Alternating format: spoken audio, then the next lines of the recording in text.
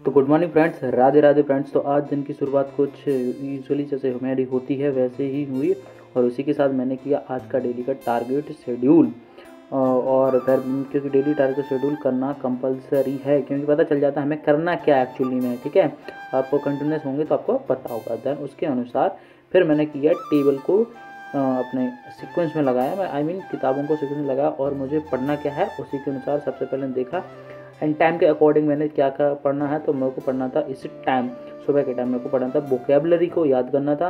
And vocabulary को मैं करता हूँ ब्लैक बुक से। ठीक है, आप कैसे करते हो, आपको कैसे करना चाहिए, इसकी मैंने बेस्ट अप्रोच इंग्लिश के लिए स्ट्रेटजी मैंने बना दी। आप नहीं देखी तो वीडियो देख लेना, बहुत ही आपके लिए हेल्पफुल होने वाली, क्योंकि एक डिफरेंट अप्रोच के साथ मैंने उसमें बताया है एक एक चीज़, एक एक टॉपिक को किस टीचर से करना चाहिए। और एक टीचर से ही हमें पूरी इंग्लिश नहीं पढ़नी चाहिए, वोकेबलरी कैसे करना चाहिए, किस टीचर से करना चाहिए, कंप्रेंशन, क्लोज टेस्ट, BQRS या अपनी ये चीज़ें एक एक चीज़ें सुधारने के लिए मैंने बताया है उसमें।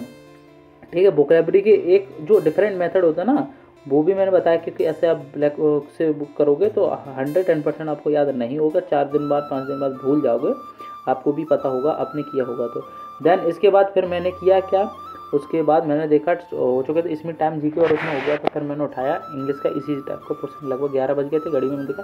देन इंग्लिश का अब मैंने को 120 रूल, जैसे कि मैं बताता हूँ कि ग्रामर सेक्शन एक बार आप पढ़ चुके होंगे। देन उसके बाद क्या करना है, वो तो ग्रामर सेक्शन 1 से 20 रूल को मैंने किया। अदरवाइज आज था 5 से लेकर 10 रूल का रिवीजन, अगर आप जुड़े होंगे तो आपको पता होगा। आज का था 5 से लेकर 10 रूल तक, 5 रूल का रिवीजन करना था मेरे को, और इंग्लिश में थोड़ा बहुत नीतू मैम की वॉल्यूम से पढ़ना था, पहला ही टॉपिक। ठीक है, दैन फिर मैंने उसको लगाया, हटाया, उसका हो गया था टाइम पूरा।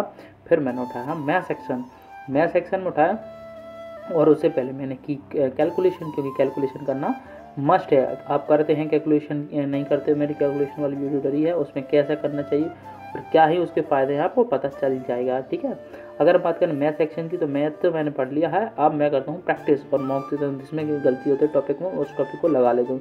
एक्चुअली करता हूँ अल्टरनेट चलता है, एक दिन अर्थमेटिक, एक दिन एडवांस, इस तरीके से करता हूँ। आपको देख सकते हो कैलकुलेशन की मैंने इस तरीके से किया है। इसमें कैलकुलेशन में करता हूँ ट्रिपलेट्स लिखिए, टेबल्स करता हूँ 30 तक, स्क्वायर, क्यूब्स और फ्रैक्शंस वैल्यू ये करता हूँ।